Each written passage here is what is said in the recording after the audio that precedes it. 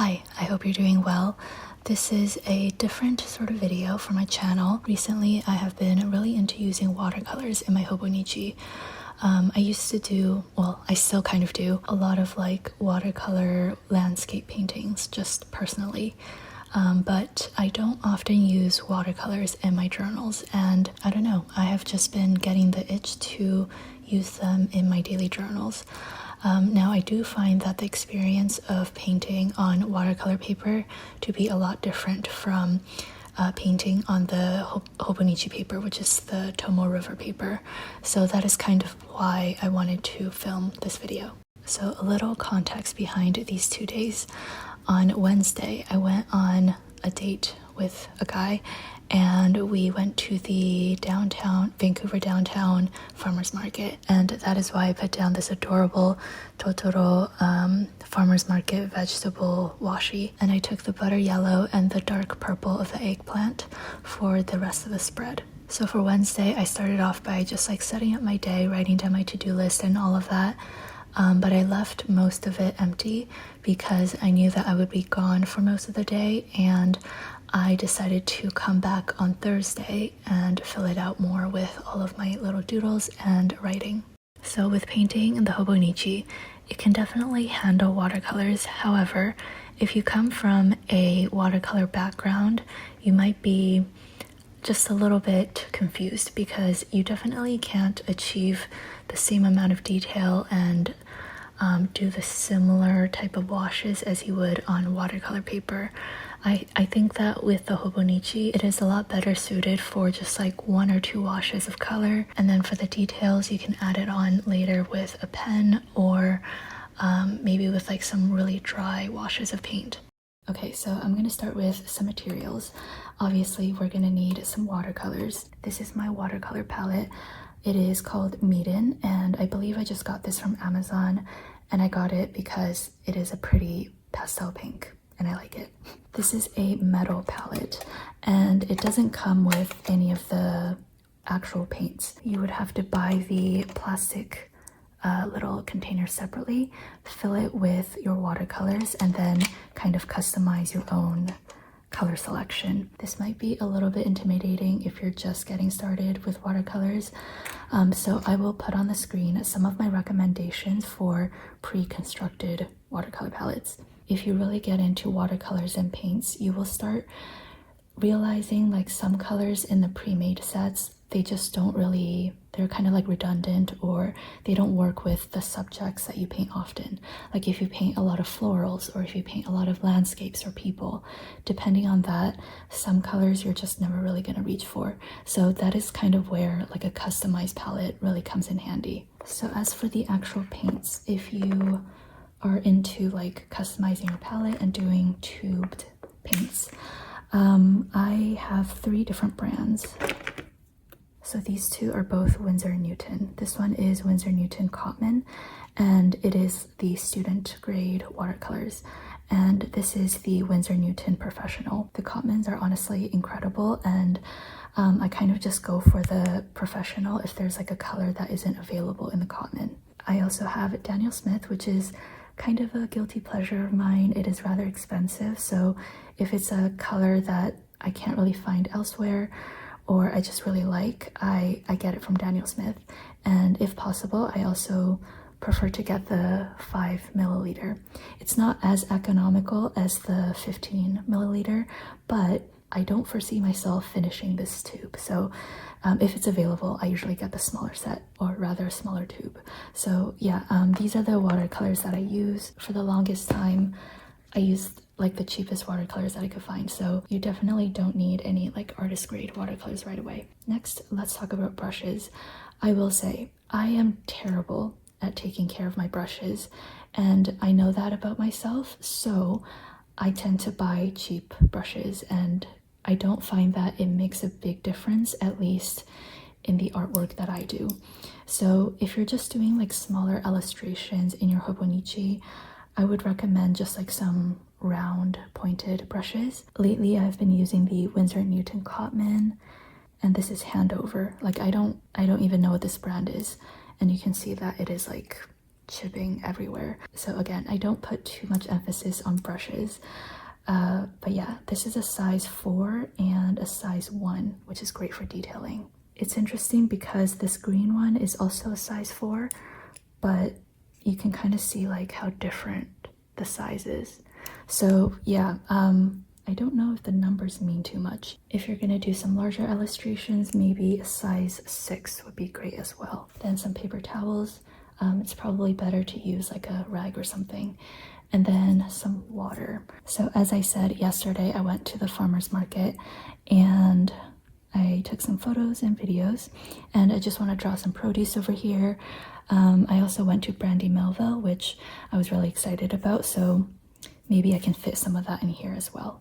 So you will notice that my watercolor palette looks kind of disgusting. The yellow is like contaminated with greens, and like there's pre-mixed colors everywhere, and I do prefer to keep it this way. I think most artists do keep their palettes like this, and they don't like clean it off every time. I feel like it kind of just gives your paintings a little bit of character, with like so many pigments from previous mixes also like contributing to the new color. So because we went to Brandy Melville first, I think I'm gonna do a painting of the Brandy Melville logo over here, maybe like a doodle of what I purchased from there, and then I will do some doodles of the farmer's market over here, and then I will kind of wrap my text around it. And I'm thinking, because this is like a more delicate serif font, I'm gonna chicken out and use my Tombow Fudenosuke brush pen instead of watercolors. And I think I want to make it curve a little bit and a little bit wonky. And I think I might paint the heart with watercolors. I think I might run out of space. I love how I make this tutorial and I am already making a mistake right off the bat. Brandy Melville. Kind of works though. Maybe I should scrap this video.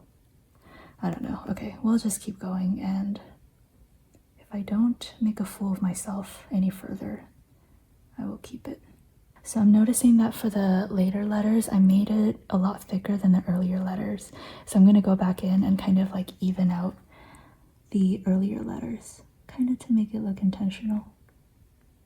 All right, then I want to mix a light pink for the heart. And again, as you can see, my palette is really dirty.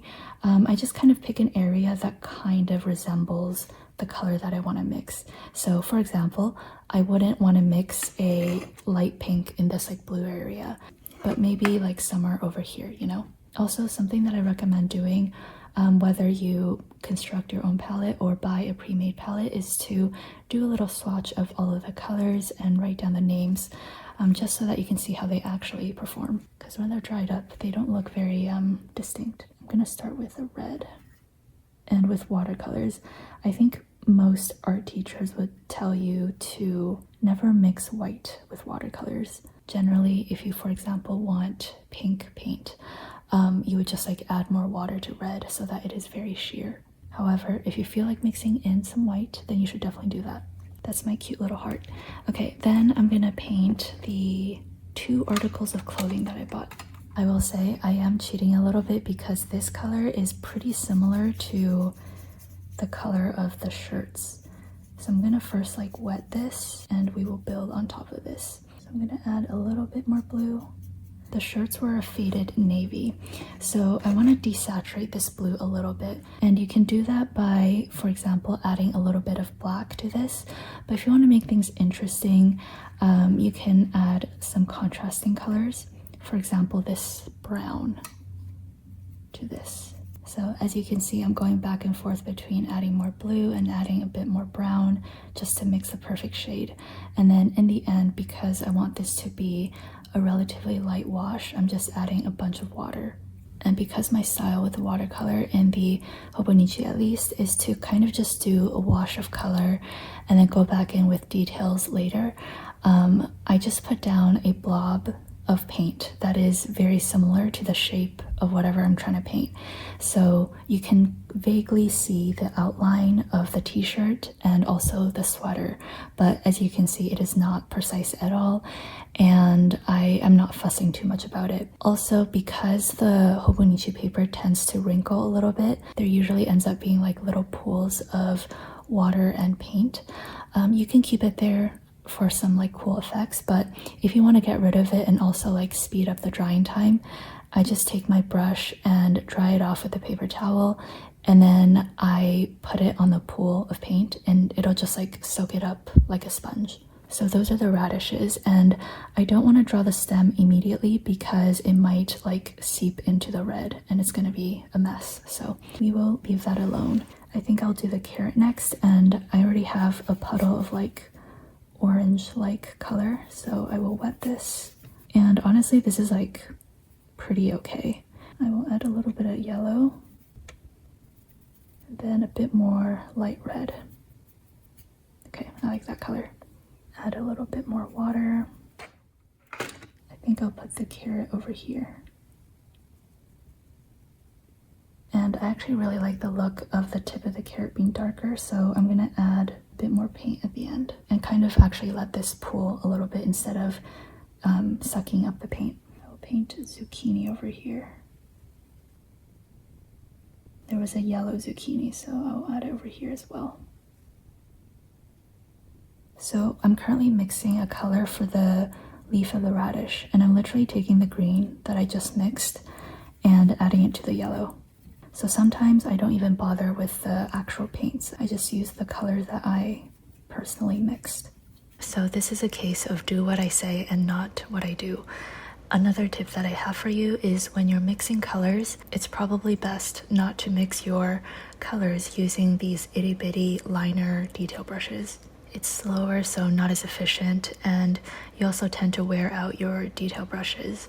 And generally you want to preserve those. So I would recommend using like a size 4 brush or something to mix the colors, and then go back in with a detail brush to pick up the color. Anyways, I'm just painting the radish leaves, the carrot leaves, and also the zucchini stem topper thingies. And a little tip that I have, especially when you have a lot of different like produce over here with different greenery, really try to vary the different shades of green that you're using, so it's easy for your eyes to distinguish like which leaves go with which produce. And to fill up some of the awkward space, I painted in some blackberries because we also shared some blackberries and also raspberries for lunch. So while this is drying, I'm gonna letter in Farmer's Market over here. Tend to use a thinner brush, and I hold it in one position to create these thicker downstrokes and thinner horizontal strokes. I do like to let the paint pool a little bit at the bottom. Then I think for the word market, I will use a burgundy red. I'm gonna drop in some more color over here. This is what we have so far, and I'm going to continue letting this dry, and I'm going to move on to today. So I'm very excited because I confirmed my ticket to the San Francisco pen show. I want to do like a little doodle for that.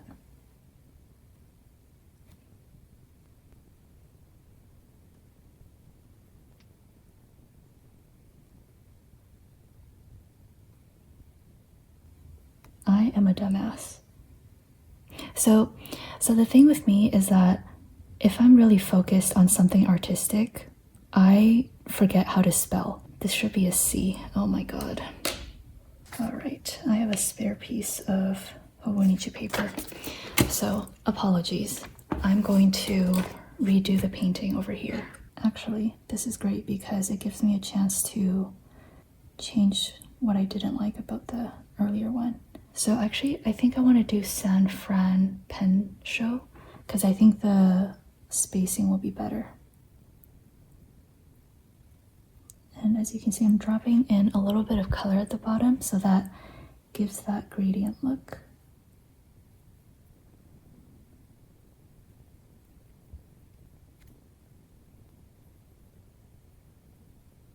and you can see that the spacing is a little bit uneven here. There's a little bit of empty space. So I'm just gonna add exclamation marks. While that dries, I'm gonna go back here and finish off this doodle. I'm just gonna use my Energel Clena 0.4. This stage is definitely where things start coming alive and they actually look like the things that you intended on doodling rather than just like random blobs of color. I just outlined the clothing and the produce. For the sweater, I decided to add a bit more detail. I just went back in with literally the same shade of blue and added in a few like arrows and lines to kind of indicate the knit. I added cute little faces to the radishes, and for the carrots I decided not to outline the leaves because it was too busy. So yeah, a lot of painting, I guess, is determining like what details to include and what details to omit. And in this case, I just decided that the carrots were already detailed enough. I also used a white gel pen to draw little dots on the blackberries to kind of show the reflection. And then I just wrote a little recap of the day.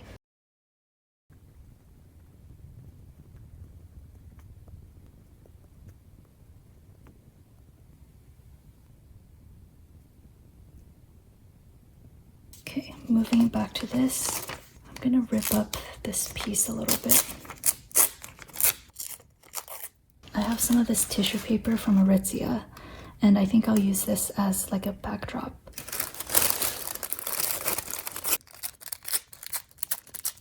So yes, I am very excited to go to San Francisco. Initially, I wasn't gonna go, and then I was convinced by Corolla to go. However, I backed out again because there were just some personal reasons. And then literally last week, my sister said, if I go, then she will go to San Francisco with me. So I was like, you know what? Let's just go. That was why I changed my mind very quickly. So yeah, I'm very excited. I have my flights booked and the hotels booked. And yeah, if you are going to the San Francisco Pen Show and you see me walking around, definitely say hi. I am a very lanky and tall Asian girl, which I feel like isn't too common. So if you see someone matching that description, it's probably me. And I will likely have some vinyl stickers to give out. So yeah, I would love to see you there. I think that is all I have to say for this video. I know it wasn't like super in-depth. If you're interested in more like painting and watercolor videos, definitely let me know because I am a huge watercolor enthusiast and I would love to share more of my tips with you. Okay, I hope you have a wonderful day. Take care and goodbye.